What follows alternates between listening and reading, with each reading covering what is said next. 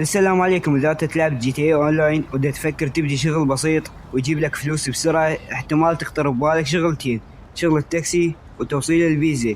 اليوم راح نجاوبك منو الأفضل ومنو راح يربح أكثر. أول شي شغل التاكسي موجود بجي تي اي اونلاين وبجي تي اي اوفلاين، يعني بالمودين وبشكل رسمي يعني نازل باللعبة. وهسه راح نوصل 3 توصيلات ونشوف شقد تطي.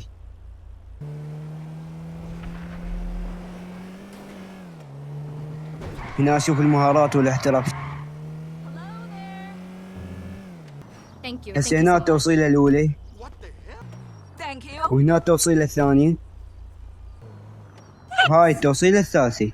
هاي الثلاث توصيلات اعطتنا 11,500، يعني مبلغ بسيط. اثنين، شغل توصيل الفيزا. فكرة حلوة، تركب دراجة صغيرة تروح توصل طلبات فيزا لناس عشوائيين.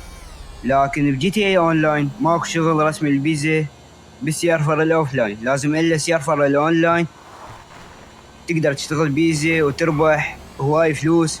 المتعة حلوة يعني، والربح قوي كلش، والخطورة عالية لأن انت على دراجة واذا طلع لك لاعب من الاونلاين يجوز تسلمها. مثلا لاعب بيده سلاح ودراجتك ضعيفة وما تعرف شلون تهرب. هاي التوصيلة الرابعة والتوصيلة الخامسة انقطع التصوير وما انتبهت، وهي كلها 5 توصيلات. والنتيجة افضل توصيل الفيزا لان نعطى فلوس اكثر ونقاط اربي، لان توصيل التاكسي ما يعطي نقاط اربي، فقط فلوس. هاي اعطتني فلوس بحدود 20,000 ونقاط اربي. وفضلت توصيل الفيزا لان تعطي فلوس اكثر وتعطي وياها نقاط اربي. ورايك شنو من جربت هذين الوظائف الاثنين؟ واكتب لي بالكومنتات وخلي لايك اذا تحب سلسلة شلون تجيب فلوس بسرعة من جي تي اي اونلاين. ونشوفكم بالفيديو الجاي.